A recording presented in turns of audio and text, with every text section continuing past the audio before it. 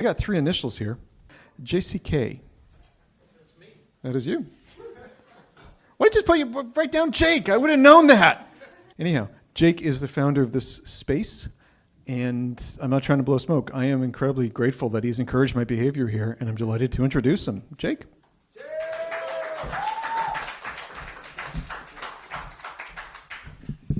Thanks, everyone. Yeah, it is a very cool night.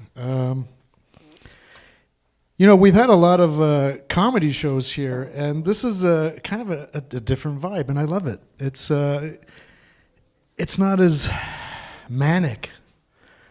You're allowed to be a little bit, slower. I want to tell a story about hypnotism, and I'll tell you the reason I was thinking about hypnotism. I've got this crazy idea that I'm going to put on a one-man show during the Fringe Festival coming up. And in fact, this venue is going to be a space where there's going to be 30 shows over 11 days. So if you're into that kind of weird theater stuff, we're going to have a lot of fun here, maybe even some after parties. So during that 11 days, this is going to be kind of like a hotspot for Fringe. And I thought, well, what can I talk about? And I for whatever reason, was reminded of this time that I was hypnotized or I wasn't hypnotized. It was Frosh Week. I don't know if you've gone to university here in Canada. The first week in particular is kind of crazy. Like everyone's drinking, partying, dancing. All that is happening. But something else is happening. A lot of the kids there, and me included, the first week there in university, it's like I have the opportunity to be a different person. It's like I'm going to a school where I don't really know anybody, and this is like a great opportunity to be completely somebody else, essentially to I'm using the word break differently, to make a break with yourself and be a different person. I'm reminded of my dad. He, when I'm thinking about what I'm going to talk about during the one-man show, I got to talk about my dad. And part of the subheading of the show might be something like nihilism, narcissism, hypnotism, and I could talk about all those and maybe break it down into those pieces. But my dad had this interesting, he was kind of I guess he was a bit of he wasn't a mobster, but he was kind of like an underworld in Istanbul.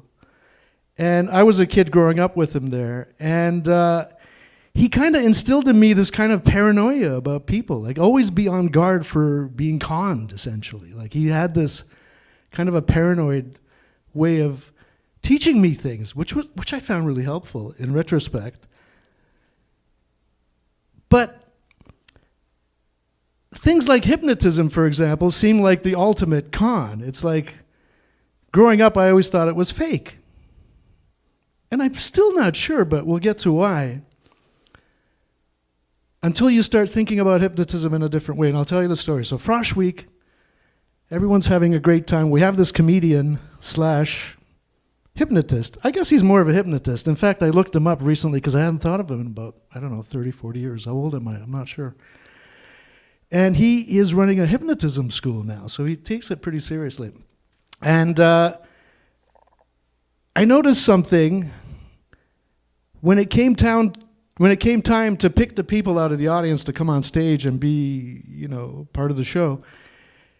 It seemed clear that he was picking really kind of the narcissist, like everyone who's jumping up and down, pick me, yelling, jumping, drunk or whatever, making a spectacle. And those are the people he would pick to come on stage. And I happened to be, for whatever reason, I wasn't really that kind of a guy, but that particular day, I'm trying out new personas. I'm just like, yeah, pick me. I'm going to get on stage and do this thing. And he picked me, and I got on stage. It's like, shit, I don't like this kind of attention. I don't want to be up here. What the fuck am I doing? But, I'm putting on a brave front. And the hypnotist is quite good. He's trying, but I think he's having some difficulty. It's not like things aren't clicking. I think the students are probably too drunk. It's kind of chaotic. And he lines up people and he gives them suggestions to do things, and they kind of go along and they, cluck like chickens or whatever. And when it comes time to me, I basically, I don't know why, I just collapsed and lied down there mainly because I didn't know what the fuck to do. And I kind of lied there, and then the hypnotist went along with it. It's like, well, okay, I guess we'll get back to you, or something funny like that, some quip. And I lied there for about 20 minutes while the show went on.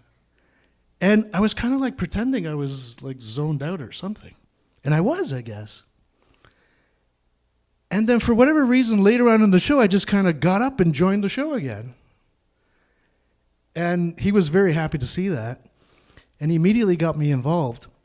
And because of the show, it should be noted that for most of the first year, my freshman year, I was known around campus as Mr. Extension, and you'll see why. So the hypnotist says, you are a male stripper, and your name is Mr. Extension, and you're going to put on a show for us. It's like, oh no, it's my worst nightmare.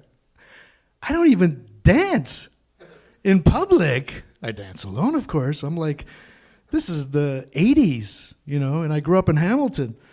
I like to dance, but I didn't dance in public. And here I am, I'm supposed to strip or pretend to strip. Like, it was really weird, but the new persona kicked in, and I actually went along with it. I started doing it. I'm not going to do it right now.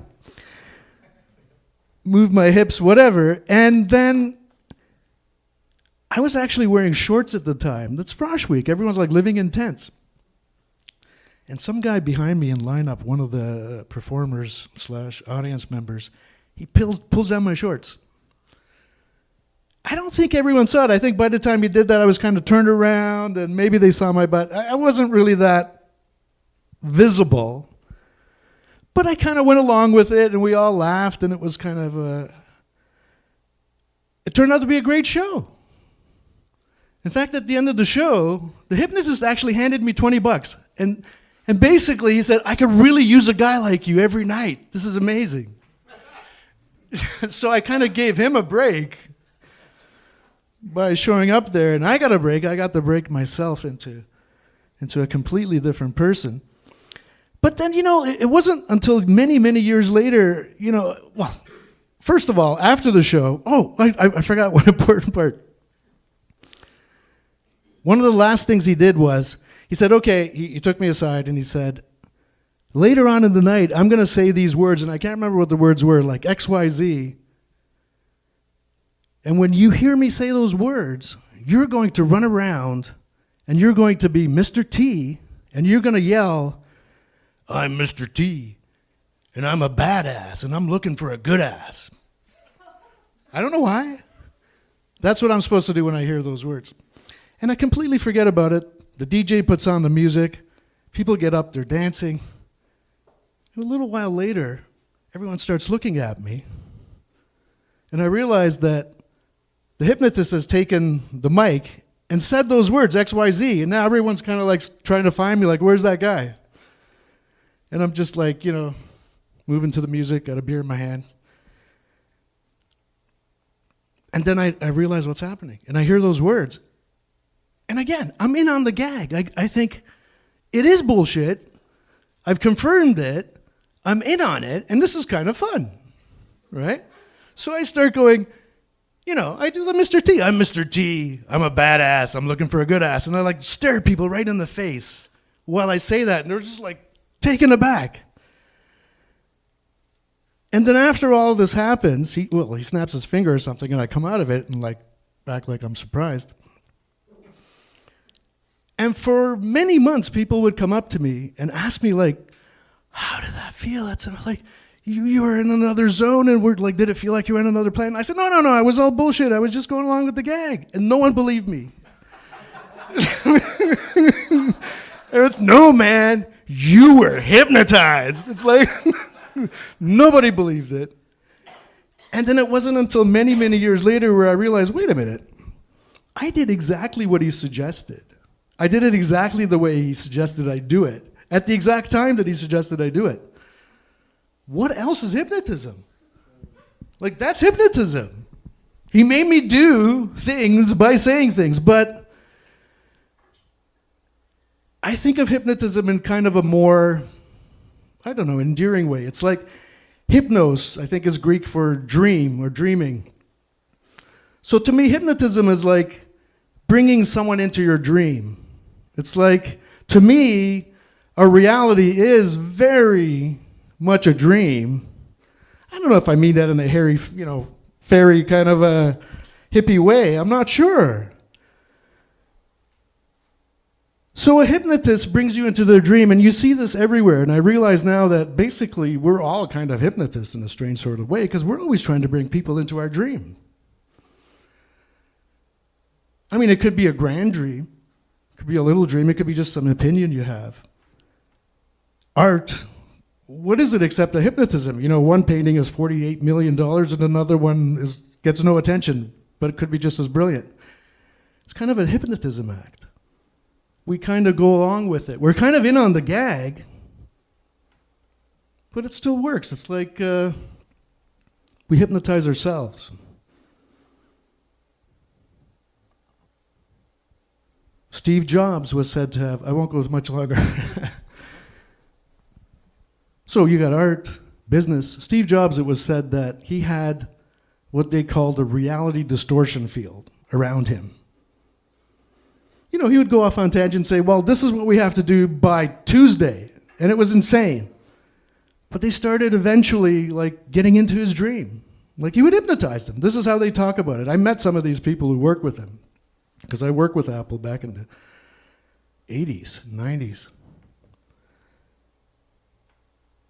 And spirituality, of course. Some of that is even direct hypnotism, like cult leaders. They're hypnotizing people all the time. But to be charitable to them, they're bringing people into their dreams. They may have legitimate dreams of making the world better. We're hypnotizing each other. Anyway, I don't have an ending to this, but Hey, well, thank you so much. Jake Cenk, everybody. Thank you. You just said you're in on the joke. Yeah. But you did it anyhow. Would you have been in on the joke if someone before that show had approached you and said, here's $20, go along with it? Would you have said, yeah, sure, I have nothing else to do?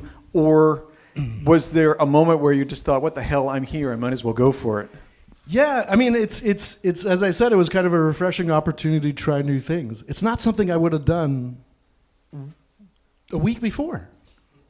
It just happened that you had that chance to make a break, right? That's why I did it. I mean, I would never have planned that. If you said to me, give me $1,000 to do that, I wouldn't have done it. Before this happened, were you a performer at all? I mean, no, not at all. I know you've got kind of a music background.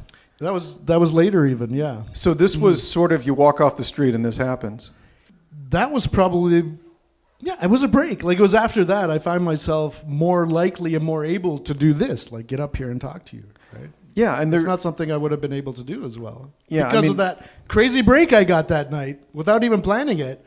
I was given an instant lesson in how to do it. I guess my question is, was it a lesson, or did you suddenly find you had permission to do something?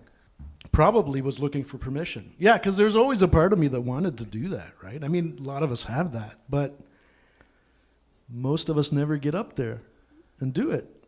Thank you. Thank you very much, Michael. Cool. Let's do a trade. I'll keep that mic. You take this mic. Okay.